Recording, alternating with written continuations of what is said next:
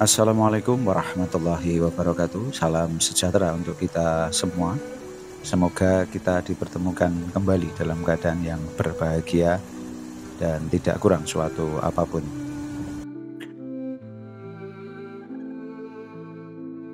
Kadang-kadang aku itu suka tersenyum sendiri, tertawa sendiri, bahkan tidak terasa air mata itu menetes sendiri. Kalau kita menyimak betul-betul pergolakan di dalam diri kita ini, entah itu di dalam pikiran kita, entah itu di dalam hati kita, itu kok rame banget, kayak pasar malam. Kenapa kita selalu merasa ingin diakui, ingin mendapat pengakuan? Ini sahabat Teras Cinta suka merasakan begitu juga enggak? Merasa bahwa kita ini sudah melakukan banyak hal kebaikan, terus kita ingin selalu dimengerti, kita ingin selalu dipahami, kita ingin selalu dimaklumi. Bahkan yang lebih parah lagi dari itu adalah bahwa kita merasa bisa mengatur isi dunia ini. Itu kan ngeri kalau kita tidak hati-hati. Yang sebenarnya itu bukanlah wilayah kita. Kenapa kita tidak bisa fokus menyimak, mencerna, dan tegas pada diri kita sendiri? Kenapa kita selalu lebih tegas pada apa yang berada di luar diri kita? Kita tegas pada pasangan kita, pada istri kita, atau suami kita, atau anak-anak kita. Tapi kita tidak pernah tegas pada diri kita sendiri. Bukankah Allah itu Maha Tahu? Sudah mengaturnya sedemikian rupa, mengatur setiap detailnya. Dan kita itu hanya tinggal menerima. Tapi ternyata untuk menerima saja itu kok sulit. Kok kita banyak protes, ini kenapa kok begini, ini kenapa kok begitu. Aku ini sudah melakukan begini-begini loh. Kok kamu begitu balasannya? Misalnya. Masih suka seperti itu enggak ini jenengan-jenengan itu? Apakah kita masih suka terjebak dengan pergerakan-pergerakan makhluk yang mungkin itu tidak sesuai dengan harapan kita? Kenapa kita tidak sadar-sadar? Sehingga kita menyadari betul bahwa ketidaksesuaian itu kan sebenarnya untuk mendidik kita, untuk mendewasakan kita. Coba tanyakan ini pada diri kita sendiri, paham nggak?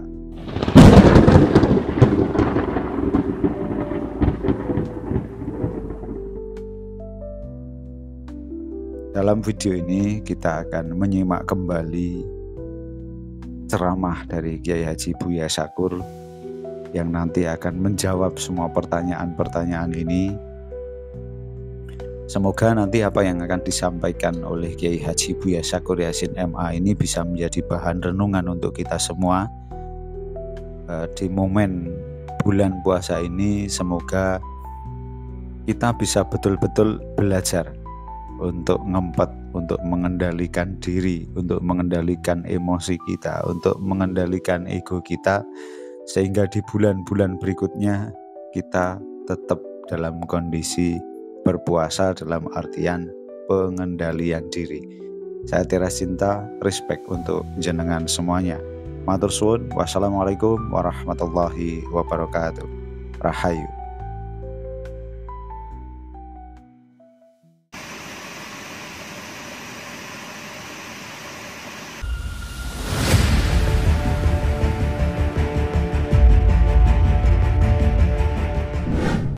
Assalamualaikum warahmatullahi wabarakatuh. Bismillah, tawakkaltu ala Allah, la haula wala quwwata illa billah. Asyhadu an la ilaha illallah wa asyhadu anna Muhammadar Rasulullah. Allahumma salli ala sayyidina Muhammadin wa ala alihi wa sahabatihi ajma'in amma ba'd. Bismillahirrahmanirrahim. Ya abdu, wahai hambaku, mali afkarika tana'atifu ala afkarika. Kenapa sira pikirannya nyeleweng-nyeleweng?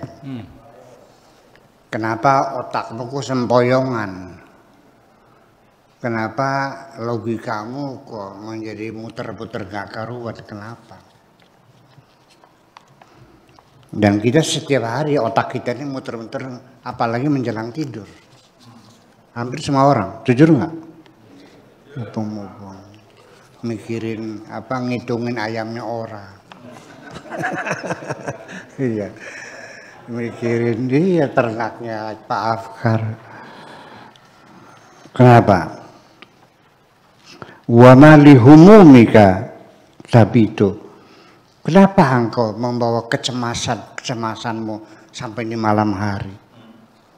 Iya, mau tidur nangis lagi, ngapain? Mikirin utang, mikirin suami nggak pulang-pulang, ngapain? Itu. Wa tusbihu fi humumika, sampai pagi kamu dalam keadaan cemas, dalam keadaan gelisah. Kenapa? Sampai pagi. Anta waliyi, engkau adalah kekasihku. Engkau adalah waliku, engkau adalah kekasihku. Engkau adalah kesayanganku. Wa ana aula bika, aku yang lebih utama, aku yang lebih penting. Kenapa kau pikirkan, kau cemaskan, kau gelisahkan hidupmu seperti itu? Kenapa nggak mikir aku saja sebagai kasihmu yang lebih utama kau pikirkan? Sudah mau mikir jangan dua mana-mana muter-muter. Fa'athbitni dzata sirrika. Sudah, percayakan saja segala urusanmu kepadaku. Tetapkanlah zat sirmu itu kepadaku. Fa'ana biha wa bima tataqallabu bihi a'lamu minka. Apa yang membuat engkau gelisah, apa yang membuat engkau sesara, apa yang membuat engkau menjadi bolak-balik semacam itu, aku tahu semua kok. Artinya bahwa susah banget sih, tinggal serahkan kepada aku saja kok, begitu susah sih. Ini saya tidak mengerti dalam beragama orang kok jadinya seperti ini. Ya karena sibuk dengan sholat, dengan puasa, dengan haji, dengan yang bersifat seremoni. Syariatnya yang kamu perhatikan tidak salah, mas saya itu tidak salah. Mengutamakan syariatnya, tetapi syariatnya yang punya aturannya tidak kamu perhatikan. Ibu-ibu dan bapak-bapak sekalian, saya sangat menghormati orang yang menghormati peraturan-peraturan saya. Tetapi yang paling hebat adalah orang yang menghormati saya. Bukan peraturan saya, nggak ada urusan. Sekalipun saya membuat aturan, tidak boleh berbicara keras-keras di ruangan ini. Sekalipun saya yang buat aturan, tidak boleh bawa anak kecil ke sini. Sekalipun saya yang membuat aturan, tidak boleh merokok di sini. Ini aturan saya, rumah saya, betul nggak? Ketika tamu itu menghormati, saya hormati nggak? Saya hormati. Anaknya ditinggal di luar dengan kakaknya, dia masuk. Kemudian ada tamu mau ngerokok, dia permisi pakai mau ngerokok dulu. Ya udah bagus lah, betul nggak? Nah tetapi ketika orang itu belum sampai level penghormatan kepada syariat, ya terjebak pada syariat juga. Ya. Andai kan satu ketika tamu itu datang bawa anak perempuan yang sangat lucu sekali. Memang saya larang, Tapi karena saking lucunya saya jadi seneng, dari gemes, pengen nyetot tuh, pengen menciumnya. Lihat peraturan, tamu itu lagi punten, biar aja di sini, peraturannya nggak boleh. Udah biar aja di sini nggak apa-apa, enggak peraturannya nggak boleh, bawa keluar. Bener. Atau malam harinya saya mandi, telinga saya kemasukan air sehingga agak budek, dan tamu itu melihat peraturan tidak boleh berbicara keras, jadi ngomongnya pelan-pelan, au. Nggak kedengeran Bu, ngomong yang keras, nggak tahu peraturannya nggak boleh. Bener gitu. Jadi yang kehormati syari apa syariat? Yang utama syari'nya, tetapi juga syariat harus juga. Paham nggak? Jangan mengalir lu mau Buya Syakur tuh tidak mementingkan sholat, salaman yang baik. Ini kadang-kadang juga orang-orang yang ngebully itu tuh, bully tuh, artinya yang dipotong-potong gitu, disebarin. Menurut Buya Syakur sholat tidak penting. Segimana lagi? Terus tujuannya apa sih? Nggak tahu saya, kenal juga enggak. Ya udah nggak usah dijawab, biarin aja. Tinggal ibu-ibu loh pas kalian percaya enggak kalau saya mengatakan sholat tidak penting, percaya enggak? Ya udah selesai. Berarti dia nggak ada yang percaya kan? Iya kan begitu. Yang percaya paling ya orang yang tidak tahu, kan begitu. Mungkin sedikitnya tukang beca, kan begitu barangkali. Atau pemulung sampah, barangkali kan gitu. Iya, nggak tahu bahwa Buya Syakur tuh punya pesantren, ya menitipkan agama Islam sama anak cucu kita supaya Islam tetap abadi di sini. Ya kan begitu. Jangan nggak mungkin. Nggak mungkin tiap hari saya ngobrol-ngobrol ke anak suruh sholat, saya mengatakan sholat tidak penting. Iya kan? Gitu. Nah, itu. Jadi artinya bahwa sebabnya kita tidak paham itu karena kita terjebak pada seremoni-seremoni ya, yang berupa syariat saat itu. Syariatnya kita tidak memperhatikan. Jadi kalau sholat agama, kalau haji agama, zakat agama, puasa agama. Tapi bagaimana kita ingin mendapatkan kedamaian di hati, dikiranya bukan agama. Bagaimana kiranya kita tidur bisa lelap, turunnya lali, tidurnya lelap, makannya lahap, itu bukan agama. Bagaimana kita menjaga persahabatan dengan teman-teman, itu bukan agama. Membangun kasih sayang dan kemesraan dengan anak istri di rumah, itu bukan agama. Ini kan jadi persoalan.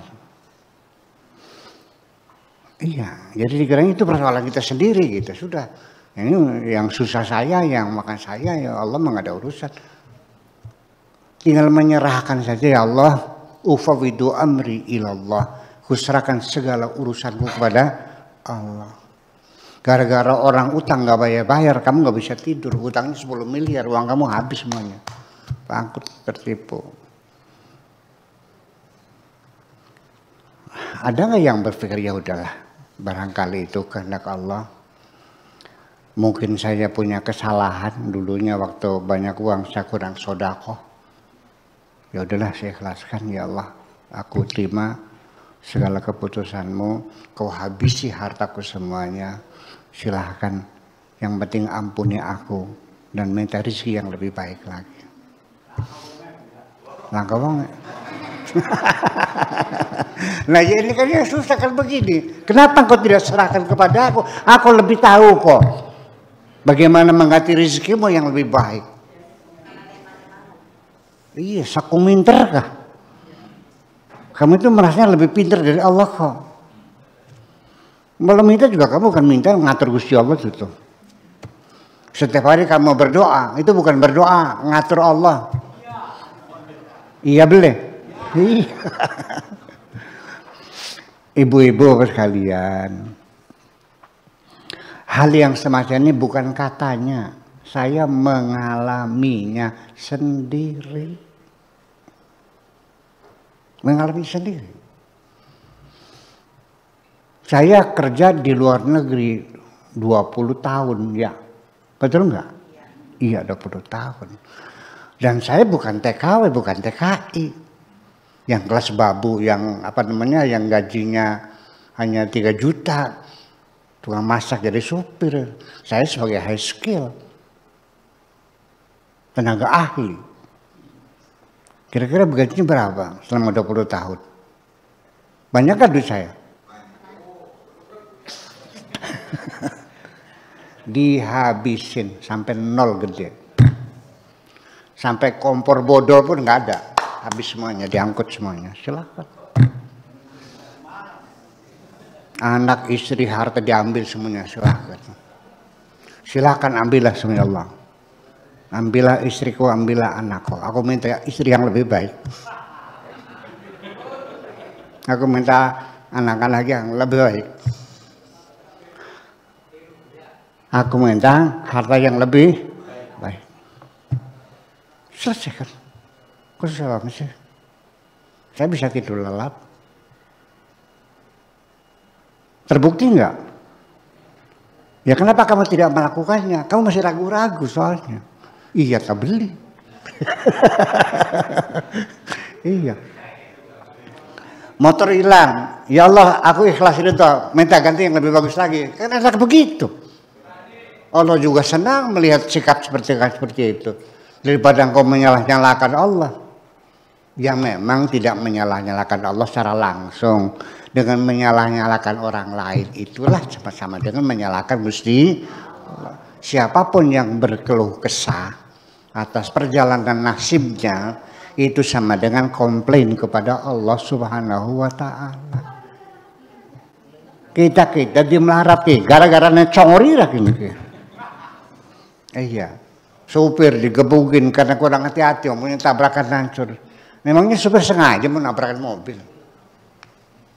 Dia juga pengen selamat kok. Betul nggak? Jadi kita mesti melihat ya bahwa dari persepsi kita antuk binabil qadari, yakinlah kepada takdir Allah itu khairihi wa syarrihi. Ya sudah, Allah yang mana tuh? Kok sopir yang digebukin? Nah, itulah persoalannya. Jadi artinya sekali kita ini masih sering bercerita kepada teman-teman tentang kesulitan kita, kurang makan, kurang duit, kurang tidur, soalnya kesulitan begitu kau keluh kesahkan kepada orang lain, itu sama dengan komplain kepada Allah.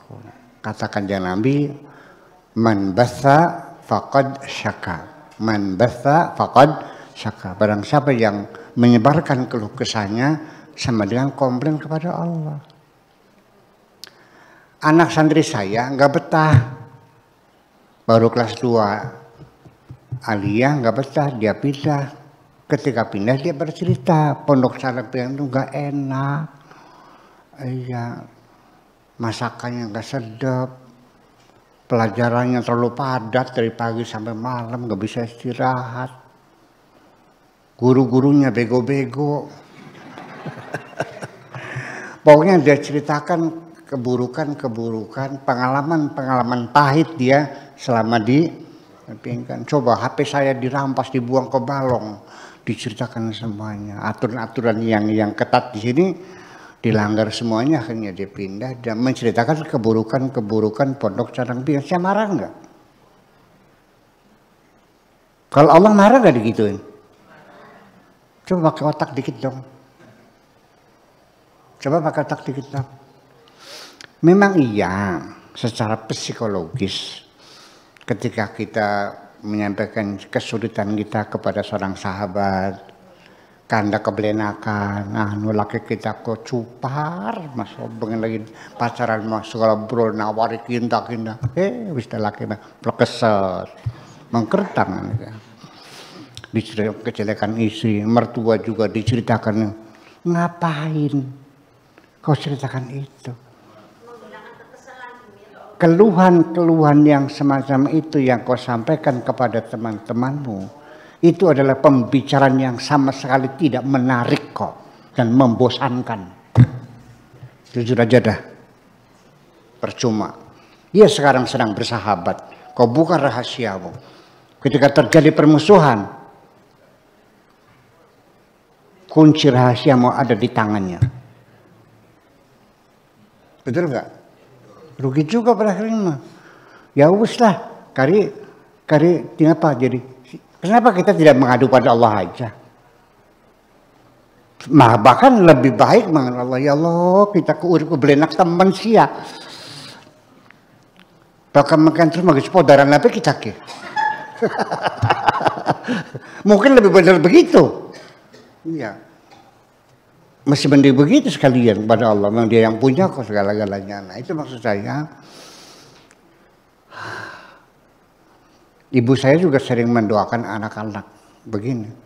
Lamun sira bakal mulia tak dongakeun dawa umure. Bakal beli bener tak dongakeun gagian mati besisan. Ibu saya begitu. Artinya bahwa kalau kamu nanti bakal jadi orang jahat, saya doakan cepat mati saja kamu. Tapi kalau engkau bakal jadi orang yang baik, saya doakan panjang umurnya. Gitu. Ya namanya juga ngomong guyon emak kan. Ya, sendaguronya ibu saya begitu kadang-kadang ya. Saya yakin itu senaguro itu bukan sungguhan. Yang telah pasti anak-anaknya didoakan semuanya kok. Nah, jadi fa'athbitni itu maknanya, makanya tadi dikatakan fa'athbitni dzata sirrika. Semua rahasiamu sudah tetapkan saja kepadaku, pasrahkan kepadaku ya Allah. Jadi begini. Ya Allah, daripada saya disakiti tiap hari, suamiku yang tidak tahu perasaan yang ini ya Allah, kalau memang panjang jodohku lanjutkan, beri aku kesabaran. Kalau tidak ada kemaslahatan untuk agamaku, untuk kehidupanku, ya Allah segera diselesaikan. Tapi aku tidak akan minta, resmi tidak akan minta cerai kepada suamiku. Silakan kau yang mengkondisikan, sehingga kita masih berpisah. Enak juga ngomong begitu. Dia bilang anda kena nih wong sejen, laki kita kok, anu cupan, anu makanan, bocah blesak. Ngapain? Ya itu tidak menarik bagi kalian. Jangan dikira. Memang kitanya ngerasa plong, karena itu beban dalam pikiran diceritakan orang lain, seperti kita menguras memori, betul nggak? Tapi dengan itu sementara, plongnya itu sehari 2 hari. Setelah itu yang membuat lagi, karena tidak terselesaikan kok. Tahunya teman yang menjadi tempat curahan itu menolong kamu. Enggak, dia juga punya kesusahan sendiri kok. Boro-boro nolong sira. Itu kira-kira yuk kita serahkan saja intinya mah kepada Allah, karena Allah yang lebih tahu daripada kita. Mana yang terbaik Allah yang lebih tahu. Jadi serahkan kepada yang lebih tahu. Jadi kalau kita memilih sesuatu yang kita tidak tahu, tolong nanya kepada orang yang tahu. Saya tidak ngerti berlian, mana diamond, mana mitasi, ya kan begitu. Kalau mau beli ya saya cari orang yang ahli diamond dong, ahli berlian, betul nggak? Bikaji, kini berlian dudukin ki, belingin makin ki. Ya dia tahu sih, dia pedagang berlian. Jangan sok tahu sendiri langsung dibayarin, ternyata beli harga 5 miliar ternyata bohong, beling, palsu lagi, kan begitu persoalannya. Nah, cara menanya sesuatu itu dalam agama namanya istikharah. Paham? Kalau ada lelaki melamar kamu, ya nanya sama Allah sebagai Khalik, sebagai pencipta yang lebih tahu. Ya Allah, ini bagus enggak laki ini buat saya? Ya kan? Nanya dong istikharah. Nah, tapi kalau dalam hal memilih jodoh, istikharah ini banyak dipakai orang. Istikharah ketika mau kawin, betul nggak? Tapi ketika mau menanam pohon apa yang bagus, nggak pernah istikharah kan? Enggak. Mau dagang apa, nggak mau istikharah kan? Mau mesantrekan anaknya di mana, nggak pernah istikharah kan? Enggak. Jadi istikharah untuk jodoh aja. Ya. Yuk kita biasakan, ya kan, tradisi Islam semacam ini, cobalah istikharah. Mungkin pertama-tama Anda akan mengalami kesulitan. Sholat istikharah 2 rakaat, sudah dibaca ayatnya ini, doanya ini. Ternyata nggak ngimpi-ngimpi. Ngimpi maning digedak-gedak macan maning. Iya. Jangan putus asa, teruskan lagi. Mungkin perlu banyak istighfar dulu. Iya dong. Percayalah.